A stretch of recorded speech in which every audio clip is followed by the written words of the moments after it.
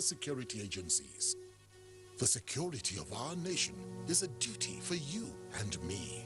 If you see something, say something. Nigeria unite against terrorism.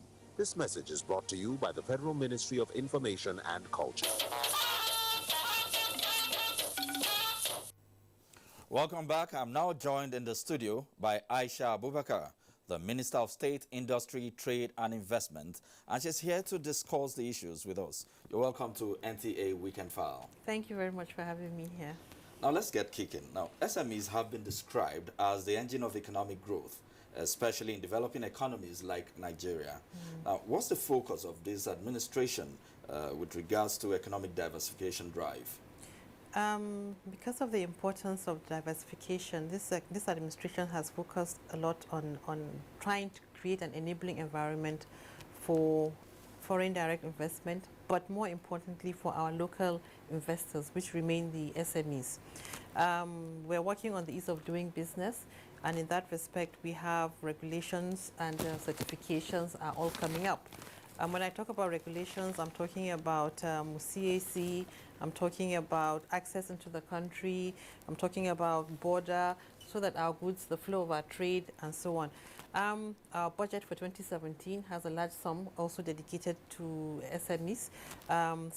15 billion is also going back to the recapitalization of Bank of Industry.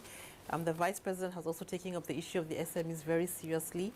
Again, the social intervention project is something that concerns a lot of SMEs. The school feeding program, for example, poultry, eggs, is something that creates a lot of jobs. We have the market women, which is giving them power to produce more agricultural products. We also have the N-Power project. So all these are environments. We also have the technology hubs. It's actually high packed. Now, yes. Now, I think most developing economies, actually, the SMEs can be structured into national development framework. And that apparently is what this administration is trying to achieve. Yes. Of course, we have the National Enterprise Development Program, which had 3 agencies: Bank of Industry, Industrial Trading Fund, and the SMEDAN. Of course, SMEDAN, we know, is a small and medium enterprise development agency of Nigeria. What we've done now is we expanded it to include other agencies like NAFDAC, CAC, SON, because of the particular roles they play when it comes to SMEs. Hopefully, we're asking His Excellency the Vice President to chair National SME Council meeting towards the end of January or first week in February. We're encouraging all states to establish SME councils in their states, because that's one of the requirements of the National SME policy. And what this is going to do is that whatever SME intervention everybody or each states are doing, there's a place where it is domiciled. And for information, for data, for planning, for interventions, for accessing, you know where to go, and you know how to meet all of these SMEs. Now let us take a look at removing the SMEs from the government to the people directly. Now, what is available to the SMEs currently? It is being said that the biggest challenge is the right environment. Is this government providing the right environment, particularly for the SMEs to thrive from the people directly? Okay, I think one thing the federal government is doing now to create the right environment is also the special economic zones. We're hoping to have 6 of them, so 1 in each geopolitical zones. We're also trying to work on the industrial development centers that SMEDAN has. There are 23 of them, and we're going to take them in phases. And what this is going to do is just to create a common facilities center where you have energy, you have water, you have internet. So all of these costs will be flexible for the SMEs. And these are expenses that make the products of SMEs expensive. But this is one place where they're all centered, and they can share all these facilities. Also, in addition, we're focusing on specific sectors. For example, garmenting, agriculture, and manufacturing, light manufacturing, so that we can focus more attention on these particular areas and sectors, so that we can see what impact they're having on the economy. Now, one critical challenge actually remains access to loans and funds. This has actually been an issue with SMEs, especially interest rate being very high. Is that being tackled? What's the role of the Bank of Industry in all this? Well, Bank of Industry interest rate is 9%. Central Bank is 9%. I know microfinance banks have gone up to 24%, which is still very high for SMEs. But from the government point of view, we know that the Bank of Industry, we know the CBN, they do it at 9%, and they have a longer tenure for repayment. Also, we're trying to see what we can do about, but it's very difficult to reduce interest rates at the moment. So it's one area that will probably take us a longer time to resolve, because of the environment. Cost of funds is very high for most banks, and once you have to borrow and then you have to, but then there's also 1.3. Is this not actually going to affect the SMEs in Nigeria? The high interest rate? Yes. It's going to affect them, but I don't think it is going to deter them from continuing to produce goods and services in the country. But perhaps by the end of the year, it will become. And then we have the 1.3 from the Development Bank of Nigeria. Once that takes off, Development Bank of Nigeria is going to be recapitalizing our development banks, development finance banks like Bank of Industry again, Bank of Agriculture, Nexim Bank will be giving them funds. And they have a special window for SMEs as well.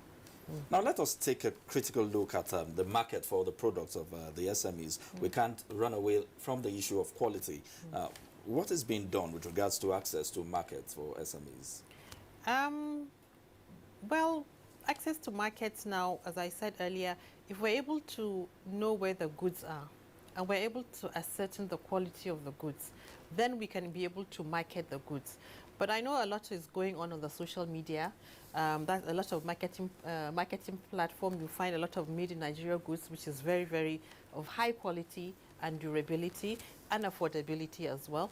The government itself is trying to look at the Procurement Act to see what thresholds we can put so that SMEs can also participate in the procurement process of government.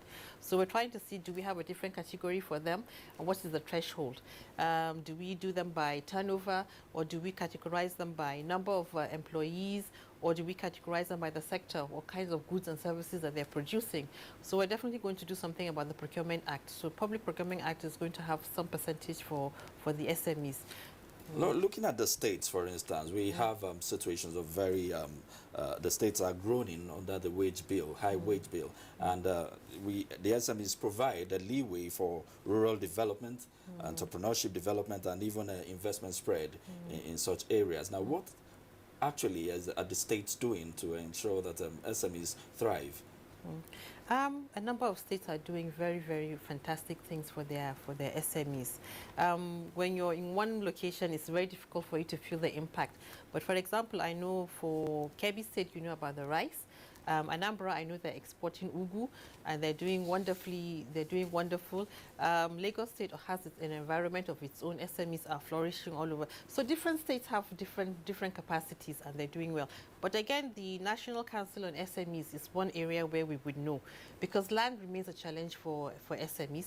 Taxation remains a challenge for SMEs. So when we're able to discuss with the governors at these council meetings, then we're able to agree on what fees should SMEs pay, how much in tax should they pay, what taxation should we do, or one tax, so that the state does the sharing instead of the SME. Today you have one person coming, tomorrow you have somebody else coming, all from one place, and and they're doing tax, and then you have the federal government.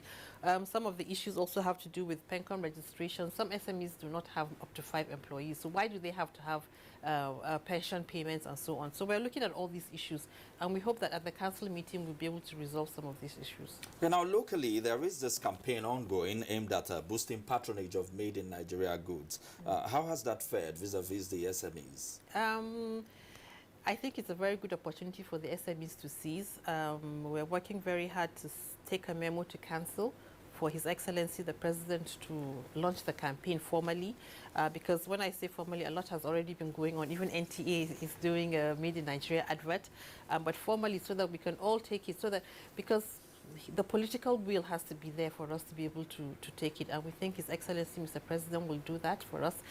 His Excellency the Vice President is also very passionate about this, and we're going to have a day when we will announce Made in Nigeria wear. We're hoping to see that our manufacturers, especially in the garments, they get patronage from government in terms of uniforms and apparels and so on, army boots, trampolines and tents.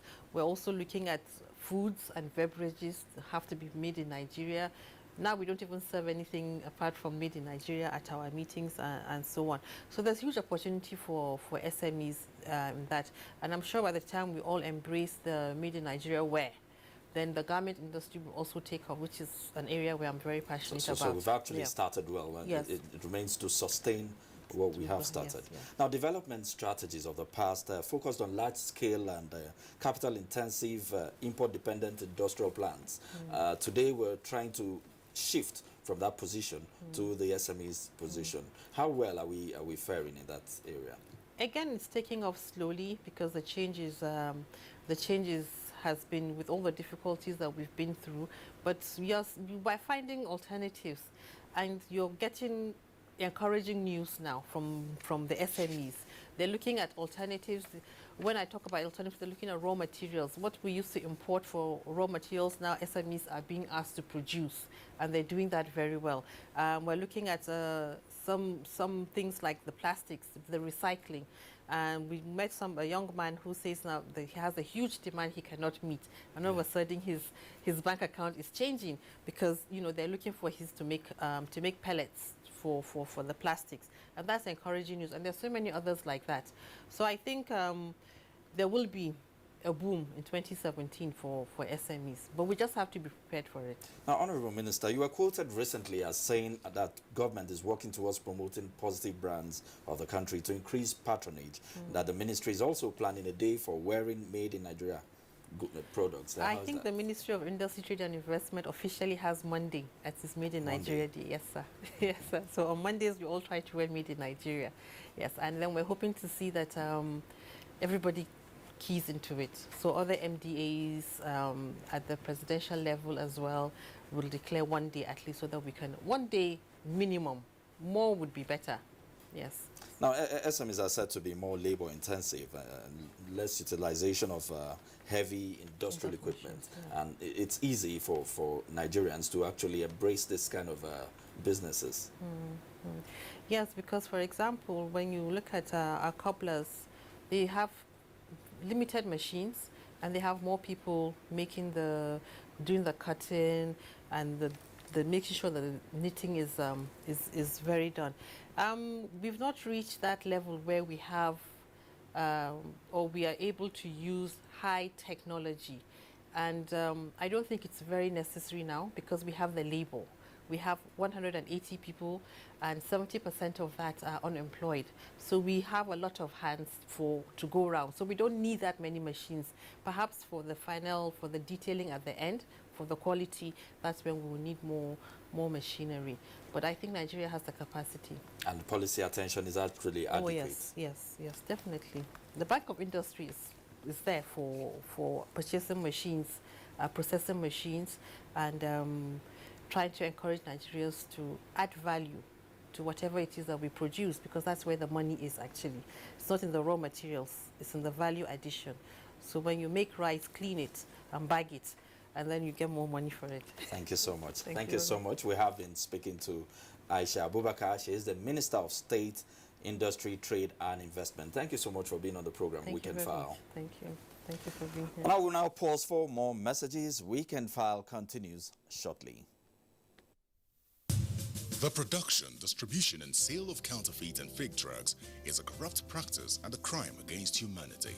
This has informed several measures and strategies to combat fake drugs, including introduction of anti-counterfeiting cutting-edge technologies to detect fake drugs on the spot. These technologies are being deployed to all the states across the Federation, as well as the internally displaced people's camps. The President, Muhammadu Buhari, and his team are committed to this fight. The federal government of Nigeria, in line with its anti-corruption agenda and posture, will fight a total war against fake drugs and other unwholesome regulated products in order to ensure that Nigerians remain healthy and well. Lend your support and join NAFDAC to rid the country of fake drugs and unwholesome regulated products. NAFDAC, safeguarding the health of the nation. So what's up, sweetheart? You really look like you're up to something. I have a secret. Okay. I'll be going to Europe. next week. Seriously? Yeah. Like you have your visa, your passport, your plane ticket? No, not that way. Some men are helping us. We pay them, they take us through the desert, and then we cross the sea into Europe. The desert, the sea. Isn't that the route where many have died? Yes, it is indeed a very dangerous journey. In 2016 alone, 4,900 people died while crossing the Mediterranean Sea to enter Europe. Many were Nigerians. For the very few who survived the journey, they are forced into prostitution or other crimes just to survive. Eventually, they will be arrested and deported to Nigeria. Don't be a victim. Don't go this way. This is a public service announcement brought to you by NTA. Great to have you back. Nigerians react to Mikel Obi's move to Chinese side as France wins second Hopman Cup title in Perth, Australia. Deola Omokive has details on Sports Update.